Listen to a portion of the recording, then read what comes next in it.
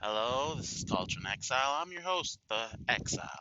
It's finally warm enough here that winter's over. Still a bit of remains left, but I can finally start doing my videos outside again. I hope this doesn't interfere too badly with my sound quality here, which of course then the wind comes. But anyway, today I'm going to be talking about something that I've noticed lately that really disturbs me is how we've taken and kind of made the world small. That's how I think of it. And what I mean when I say that is that we've taken these big, huge concepts like honor, sacrifice, duty, the really big concepts that used to be very, common 100 years ago, and we've kind of chucked them out the door. Yeah, we've just chucked them out the door, and we've conflated them. Well, honor is love. Love is an emotion. It is not a principle. It's not an ideal. It's not a value. It's an emotion. It is a chemical response in your brain and body. Sorry. Honor is a conscious choice. It's an ideal. It is, and yes, it is a social construct. However, it's how do I put this? It's one thing to say you get up, you go to work, whatever time you go to work, you go to your piece of crap job. So let's all face it, our jobs suck. You get up, you do that, you come home, and you say, "Oh, I'm doing that to pay my bills." Or maybe because I love my family. That sounds great and all. It really does. But doesn't kind of leaves you cold. I know at least it does with me. I gotta shift here a little bit. It leaves you a little kind of cold. There's no innate value there. However, if I said you are fulfilling your duty to yourself, to your family, you are a man or woman of honor for getting up, going to work, and making the sacrifice of your time, energy, and sacrificing anything else of enjoyment you could be doing for the benefit of your family. How does that make you feel? I know it makes me feel a little bit more proud, a little bit more confident. It makes me stand a little taller than going, oh, I just gotta go to work because bills. It's one thing to say we gotta teach our kids be compassionate and loving and kind and to value each other equally and blah blah blah. And I want to be clear that these are feminine, female values. And they're all emotions almost. All of them are almost emotions. And people call them values now, or they call them principles. It drives me nuts when people conflate values, principles, and emotions. They're different words for for very good reasons, guys. In case you didn't know, words are concepts. Each word is a different concept. A principle is a concept, an idea, or an ideal. A value is something below that. It's a tiered system, kind of like better, best, and you know that sort of thing, or more and most. It's a tiered system, hierarchy. You can value honesty. Okay, we all should. Honesty is a great thing. However, we all know we all lie. However, a principle is justice. Yeah, a principle is not bearing false witness. Yeah, there's a huge difference in this, and they have different weights to them, and you know this instinctively. A principle, for instance, Americans value meritocracy. We love our democracy, but a principle of America, in the United States of America to be exact, is liberty and justice for all. It's in our Pledge of Allegiance. And that's a huge difference. We value our democracy, most certainly we will fight for it. But the whole cultural revolutions going on right now and in the 60s, that had nothing to do with democracy. They didn't. That had nothing to do with honesty. But they had everything to do with the principles of freedom and justice. By making everything small, we drain out the meaning of life. Okay? That's my primary concern why I'm making this video. We drain out the meaning. We make everything insignificant. Okay? Oh, like I said, you're getting up, you're going to work. Why? Because you have to pay bills. One, it makes it more about you than what you're actually doing, than the action, but also it diminishes yourself and your actions. Now, you say, hey, I am getting up and going to work for my family. I am doing the sacrifice, the honorable, righteous thing. It sounds a lot better, doesn't it? Makes you feel a lot better, too. Makes you feel a lot different. Now, I know a lot of people here sit and go, oh, you know, we want to make things small so that people don't feel overwhelmed. No, no, no, no, no. That's not why they're doing this.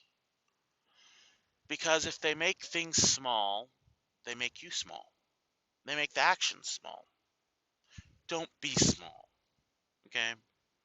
It is a way of taking your spine, your courage out of you. You know? And that's kind of what I want to say. Be sure when you're thinking of words, of principles and so on, that actually is a principle. You know, don't say, oh, it's love. You know, oh, it's love. Love is, again, an emotion.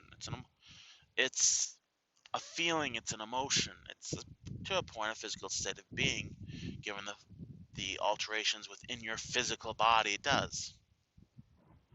And it's a great and wonderful thing. I'm not going to argue against that, but it's not the end all be all. However, love pales in comparison to sacrifice. Yeah, I want you to think about that for a minute. Which makes you feel more whole? I do this for love. Okay? You know, and I'm going to go do this for love.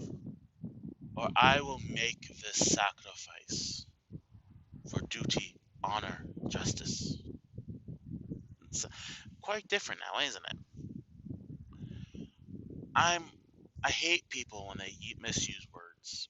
I hate that many concepts and just basic vocabularies die in America, because that's part of the reason why we're so unhappy. Whereas if we actually embraced the great expansion of human interactions, you'd find a much more fulfilling life. Like I said, there's one thing to say I gotta go to work for, to pay bills. It's another thing entirely to say I make this sacrifice for honor, justice, and duty, and love. It's quite different. It gives you more motivation. It makes you whole. It makes you be able to feel a little bit heroic about yourself, and you should. We all like to think a hero, there's the concept of an everyday hero. Of course, we allowed this concept to be co-opted by single mothers. There's nothing heroic about a single mother. She fucked up. She fucked the wrong guy. He took off. Now, mind you, I'm saying single mother. A widow is completely different, okay? A widow had a relationship, the guy died. Nothing they could do about that. Maybe he was a dumbass, he did something stupid, but it was out of her control. A single mother had complete control of keeping her legs shut and her pants on. She had complete control of that in the Western democracies. There's nothing heroic about making a mistake, okay? And which having sex with a partner that will not stick around is a mistake. Okay, I'm not going to split hairs there. There's nothing heroic about it. Now, Is she doing something honorable? Is she doing something just? Is she doing something wise? Yes. She is taking care of her child. That is her duty. But you know what's more heroic than a single mom? It's that dad who's divorced from his wife. She has 100% custody of her child, of their children, kicked him out of the house. And him instead of saying, you know what, I'm just going to get a cheap ass job, I'm going to roll over, I'm just going to stop trying. I'm going to work twice as hard, and I'm going to fight to see my kids. I'm going to fight to be part of my kid's life. That's heroism. To be a hero, you must fight against something, a force outside of yourself. And I'm probably going to trim that out, but I hate when people go everyday heroes. There are such things as everyday heroes. It's a grandparent who chooses to raise a child instead of their birth parents because their birth parents are a mess. A hero, and uh, anyway, I gotta trim that all out. Basically, this when you look at something, I want people to start looking around them and stop labeling things with the simple label. Oh, it's kindness. Well, was it kindness or was it justice? Was, opening the door a small favor or was it a mercy? Use big words. Learn that there's a degrees of things. It's not just all the same. It's all not just love, peace, and harmony. It's not just favors or kindness. I mean, again, with just the example I had, instead of going, okay, hey, can you hand me this? And you hand it over. Instead of just going, oh, well, that was just a small thing. No, that was a mercy. That was a mercy. You took mercy on that person. You took compassion on that person. And mercy is not this big grand thing, it's a small thing. And I think a lot of us would have a lot happier lives if we started doing that. Start properly identifying things with the big seven. Faith. And remember, faith is the belief in something that cannot be proved. Okay? Faith is hope. Okay? Faith is belief in principles. Charity, justice, wisdom, honor, duty. Okay? I, I'm probably forgetting one because I always seem to do when I'm talking about the big seven. When I say the big seven, these are the big seven virtues, big seven principles. Start applying those. Start looking around. Stop looking at things as a small way and laughing them off. Life, you do that, and life is hollow, as is self-evident at this point. So give it a shot. See how you feel. Anyway, this has been The Exile, and this has been Culture in Exile. So, have a good day.